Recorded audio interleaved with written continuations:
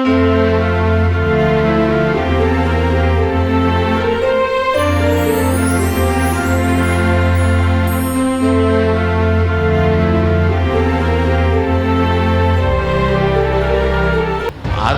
ஆடுகள் அவனுக்கு எப்படி செய்யறானோ அது மாதிரியே ஆடு குட்டி போடுது. இப்போ என்ன ஆச்சுன்னா சம்பளம் இவனுக்கு ஜாஸ்தி ஆகுது.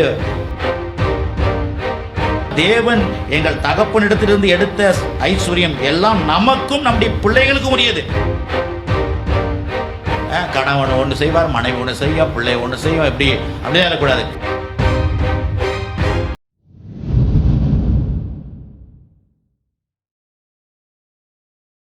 பிரச்சனை போராட்டத்தை பார்க்காம தேவனுடைய வார்த்தை, என்னை உண்டாக்கின தேவன், என்னை ரட்சித்த தேவன், எனக்காக ரத்தத்தை சிந்தின பாடுபட்ட மரிச்ச அந்த தேவனை நம்ம பார்க்கும் பொழுது அதனுடைய பலாபலம்லாம் நமக்கு உண்டாகும்.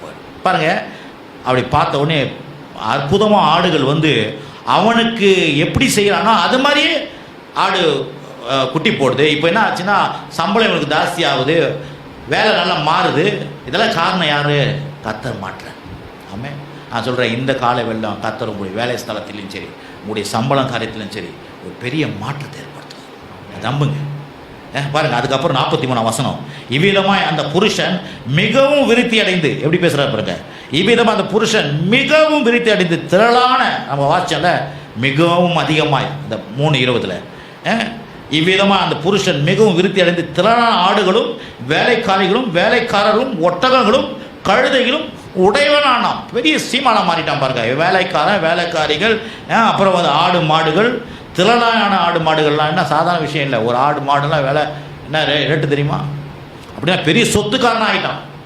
அப்போ கர்த்தர் அவன் வாழ்க்கையில் வருமானம் இல்லாமல் போண்டியா இருந்தான், அப்படியே அழுதுன்னா, என் வேலை எவ்வளோ வேலை செஞ்சாலும் பாக்கெட்டில் பொத்துள் பாக்கெட்டில் போடுற மாதிரி போயினே இருக்குது, எல்லாம் என் மாமனார் சுருட்டிக்கிறான். அதை மாதிரி இன்றைக்கி நான் சம்பாதிக்கலாம் இப்படி எப்படியே போயிட்டு வீணாக போட்டு என்ன ஆகுது? இல்லை கர்த்தர் சொல்கிறாரு எல்லாத்தையும் மாற்றுறேன்றேன். ஹலோ, கர்த்தர் சொல்ல எல்லாத்தையும் நான் மாற்றுறேன், உன்னுடைய வருமானத்தை மாற்றுவேன். வேலை செஞ்சு இப்போ காசே வரலையா, வேலை செஞ்சு பணமே வரலையா, வேலையில் ரொம்ப பிரச்சனை, சம்பளம் வர மாட்டேன்றார், அது சார மாட்டேது. கர்த்தர் சொல்கிறாரு வேலையில் மாற்றத்தை ஏற்படுத்துவேன், சம்பளத்தில் மாற்றத்தை ஏற்படுத்துவேன், உன்னுடைய வாழ்க்கையில் இருக்கிற துயரத்தை நான் மாற்றுவேன். அதுக்கப்புறம் பார்த்தீங்கன்னா இப்படி ஆயிடுச்சு. உடனேயும் இப்போ என்ன பண்ணுறான்? சும்மா ஒன்றும் இல்லை, உடனே என்ன பண்ணுறான்?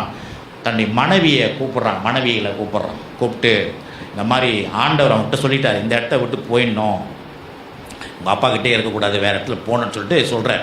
சொன்ன உடனே அவன் மனைவியை கூப்பிட்டு கேட்குறான், கன்சல்ட் பண்ணுறான். வாழ்க்கையில் பாருங்கள், வீடுகளில் நம்ம ஒருத்தருக்கு ஒருத்தர் கன்சல்ட் பண்ணணும். இந்த காரியம் செஞ்சாலும் கன்சல்ட் பண்ணணும் பாருங்கள்.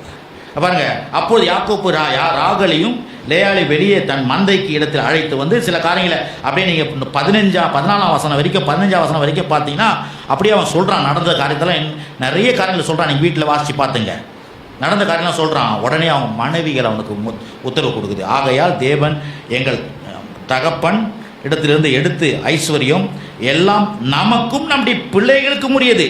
இப்படி இருக்க தேவன் நமக்கு சொன்னபடியெல்லாம் செய்யும் என்றார்கள். அவன் சில இன்ஸ்ட்ரக்ஷன் இப்போ சொல்கிறான், இந்த மாதிரி உங்கள் டேடி இப்படி தான் பண்ணுறாரு, அதெல்லாம் பண்ணார், நான் பாரு உனக்காக லேயாளுக்காக உனக்காக 7 வருஷம் செய்தேன், அப்புறம் ராகேல் உனக்காக 7 வருஷம் வேலை செஞ்சேன், பிறகு 6 வருஷம் 20 வருஷம் உங்கள் அப்பாவுக்காக 6 வருஷம் செய்தேன். ஆனால் நமக்கு ஒன்றுமே கிடைக்கல. ஆனால் இப்போ உங்கள் அப்பா 10 வரலாம் ஏமாற்றிட்டாரு. இப்போ நான் என்ன பண்ணேன்? ஆண்டவர்கிட்ட ஜெபம் பண்ணேன், ஆண்டவருக்கு ஐடியா கொடுத்தாரு. இப்போ ஆசீர்வதிக்கப்படுறதுலாம் ஆண்டவரால் ஆசீர்வதிக்கப்பட்டிருக்கிறோம். இப்போ நம்ம ஆண்டவர் சொல்கிறார் இங்கேருந்து நம்ம போயிடணும்னு சொல்கிறாரு அப்படின்னு கேட்குறாரு. உடனே மனைவிங்க என்ன பண்ணுது? நீ உன்னுடைய விருப்பத்தின்படியே செய்ப்பா. எப்படி விருப்பத்தின்படியே செய்ப்பான்னு சொல்லிட்டு ஆகையால் தேவன் எங்கள் தகப்பனிடத்திலிருந்து எடுத்த ஐஸ்வர்யம் எல்லாம் நமக்கும் நம்முடைய பிள்ளைகளுக்கும் உரியது. சொல்லுங்க, நமக்கும் நம்முடைய பிள்ளைகளுக்கு உரியது. பாருங்க, கர்த்தர் பாருங்க எப்படி பேசுறாரு. நமக்கு நம்முடைய வாழ்க்கையின் எதிர்காலத்துக்கெல்லாம் ஆசீர்வாதத்தை கட்டளையிடுறார். ஆமென்.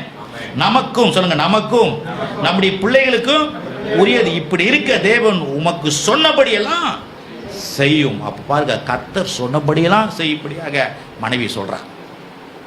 அப்போ கணவனாக இருக்கட்டும் மனைவியாக இருக்கட்டும், கர்த்தர் சொல்கிறத நம்ம சேர்ந்து, கணவனாக இருக்கட்டும் மனைவியாக இருக்கட்டும் சேர்ந்து செய்யணும் பாருங்க. ஆனால் இன்றைக்கி சேர்ந்து செய்கிறதுலாம் கிடையாது குடும்பத்தில். கணவன் ஒன்று செய்வார், மனைவி ஒன்று செய்யும், பிள்ளை ஒன்று செய்யும், எப்படி அப்படியே இருக்கக்கூடாது, சேர்ந்து செய்யணும். ஏன்னா கர்த்தர் ஒரு குடும்பத்தை உருவாக்கி இருக்கிறாங்க. குடும்பத்தில் ஒருத்தருக்கு ஒருத்தர் கன்சல்ட் பண்ணி எல்லாத்தையும் செய்ய ஆரம்பிக்கணும். ஆமென்.